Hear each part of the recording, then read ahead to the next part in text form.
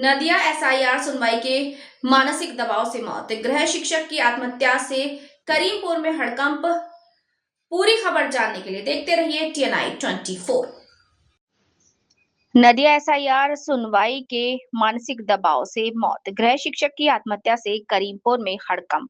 नदिया जिले के करीमपुर होगला बाड़ थाना क्षेत्र के कुचई डांगा गांव में गृह शिक्षक फितूर खान की आत्महत्या से इलाके में सनसनी फैल गई है। रविवार रात को उन्होंने अपने घर में ही गले में फंदा डालकर आत्महत्या कर ली। घटना के बाद पुलिस ने घर से एक सुसाइड नोट बरामद किया। सुसाइड नोट में रहस्यमय संदेश। नोट में लिखा है, मेरी गलती की सबसे सबको सजा मिलेगी। ये मैं किसी भी हाल में बर्दाश्त नहीं कर पा रहा, इसलिए ये फैसला लिया। इस संदेश को लेकर कई सवाल उठने लगे हैं। परिवार का आरोप, एसआईआर की वजह से टूट गए थे फितूर।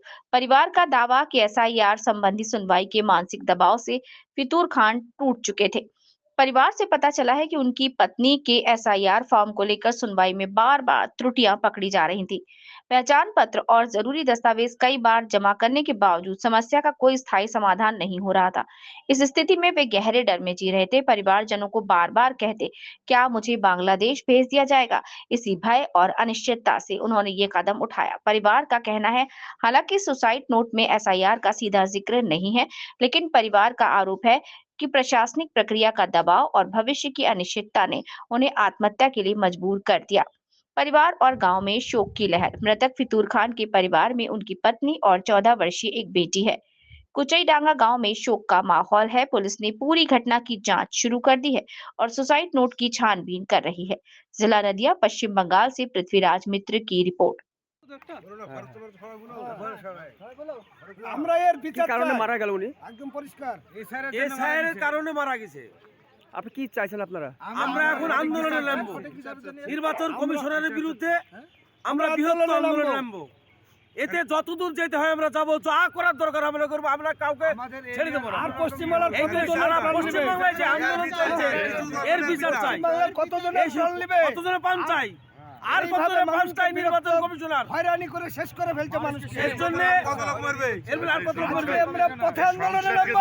সংসদে কে চালাবে? আজ আমরা দেশকে বাঁচানোর আন্দোলনে আমরা- নামবো।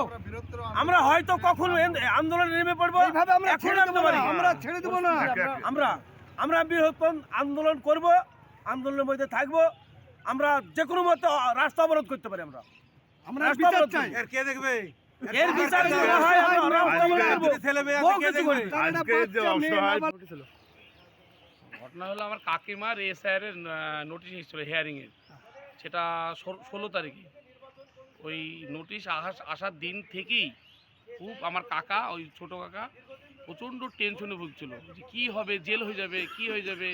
মানে এত বুঝি যে কোনো সমস্যা হয়তো হবে না, কোনো প্রবলেম নাই, হিয়ারিংয়ে সুস্থভাবে আমি নিয়ে গিয়েছিলাম কাকিমাকে হিয়ারিংয়ে হাজিরার জন্য। হাজিরাও দিয়ে এসছে, পেপারসও অল সাবমিট করা হয়েছে। তাহলে এই আতঙ্কটা ওনার মাথায় থেকে যাচ্ছে না। হ্যাঁ, এই এসআইআর এর আতঙ্ক ওনার মাথায় থেকে যাচ্ছে না। এসআইআর এ হয়তো বাংলাদেশ পাঠিয়ে দেবে, জেল হয়ে যাবে। এর জন্য আমাদের ফ্যামিলি হয়তো আস্তে আস্তে সবাইকে টানবে। হ্যাঁ, এই ব্যাপারটা ও কোনো মতেই মেনে নিতে পারেনি। শুধুমাত্র এসআইআর কারণেই, উনি আত্মসুসাইড করেছেন। কিসের সঙ্গে সুইসাইড করেছেন? উনি ওই গলায় দড়ি দিয়েছেন বাড়িতে। কটার সময়? আনুমানিক 7টা হবে। উনিকে কবার নোটিশ করেছে? আপনার প্রথমত সমস্ত তথ্য ফর্মে দেওয়ার পরেও পুনরায় আবার নোটিশ করেছে। সেই নোটিশের এতে ও টেনশনে নিজেকে নিজে ধৈর্য না রাখতে পেরে নিজেকে সুসাইড করেছে। যে একটা এসআইআর কবার আমরা ডকুমেন্টস দেবো, ওই একবার এ কাগজ সে কাগজ বিভিন্ন কাগজ দেওয়ার পরেও আমাদেরকে আবার নোটিশ করেছে। এটা কার নামে নোটিশ এসেছে? নোটিশ এসেছিল আপনার ফিজুর খানের স্ত্রীর নামে। ফিজুর খান পেশায় কি করেন? উনি ওই তো বাচ্চা ছেলে টেলে 2-4টে পড়াতো, আর হচ্ছে জলের ব্যবসা, মানে ওই 2-4 ড্রাম জল, ও তো নিজের কিছু ছিল না, সাইকেলে করে দিক সেদিক বিক্রি করা। এই তাছাড়া ওর কোনো আর্থিক অবস্থা তেমন ভালো নয়, আর তেমন কিছু করতে পারতো না। ওই টেশনে ফেশনে 2-4 জন ছেলে পেলে পড়াতো। আর দুটো একটা ছাগল হয়তো ছিল, সেই ছাগলগুলো, দুটো একটা ছাগল। আপনার কেউ হয়? আমার পিস্তি তো ভাই হচ্ছে, মানে দাদা। আপনার নাম? আপন ফুফাতো ভাইয়ের এই ফুফাতো ভাই হচ্ছে যে এই যে এসআইয়ের কাগজ নিয়ে বারবার হেনস্থা করা হচ্ছে, তাই ও এটা সহ্য করতে পারছে না যে আমার পরিবার তাহলে কি বাংলাদেশ পাঠিয়ে দেবে বা না ডিটেনশন ক্যাম্পে করবে, তাই ওটা সহ্য না করতে পারে ও নিজে গলা দৌড় দিচ্ছে। এই জন্য তো তাই না, ও খালি এসআর জন্য প্রত্যেক দিন একই কথা বলতে, এসআরকে আমাকে জেলখানায় ঢোকাবে বা আমাকে বাংলাদেশ তাড়িয়ে দেবে, এইটাই ও বেশি ভুগত। এই ভোগার কারণেই ও নিজে আপনার কে হয়? এখানে আমার প্রতিবেশী আমার চাচা হচ্ছে। আচ্ছা, কটার সময় দিয়েছিল গলা দড়ি? মোটামুটি 7টা আনুমানিক, কবে? গতকাল। এখন কি চাইছেন আপনারা? আমরা চাচ্ছি এর একটা ব্যবস্থা হোক, যে ওর পরিবারের যে কেউ নেই, একটা মেয়ে আর ওর বউ, ও গরিব মানুষ, তার সঙ্গে স্ত্রীর আধার কার্ড, ভোটার কার্ড যে কোনো কারণে নামের বয়সের ভুলের জন্যে সমস্যা হয়েছিল। প্রথমে একবার যাই, গিয়ে শিকারপুর থেকে ব্লক থেকে ঘুরে আসে, তারপরে দ্বিতীয়বার যাবার 16 তারিখে যাই, তখন থেকে আবার ভুল ফেরত দেয়। তখন একটা টেনশনের পরে এই কাজটা করে ফেলেছে। এসআরকে কেন্দ্র করে হয়েছে। ওনাকে কোথা থেকে পেয়েছিলেন আপনারা? ওই বাড়ির পাশে একটা বাগান আছে, আম বাগানে, বাড়ির পাশে মাঠে, বাড়ির পাশে। কটার সময় হয়েছে গতকাল? 7টা আনুমানিক।